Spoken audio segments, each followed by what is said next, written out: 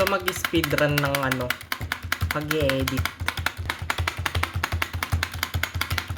Tinitignan natin kung merong mga kailangang i-delete. Mamaya, papakita ko yung final output. Pero tignan nyo to.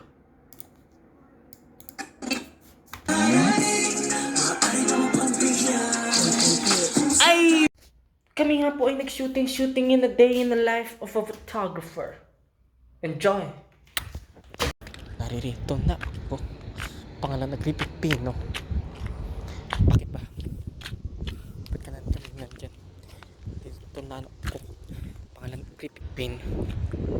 Pangalan Griffith Pino. Kaman na to.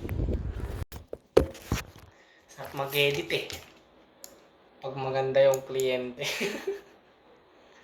Uy, tarantado kung ano-anong pinagsasabi ko. Wala namang pangit na kliyente. Basta bibigyan nila ako ng pera. Uy, bastos! Bastos! May pera, lasang pera, mukhang pera. Ba yan, tol?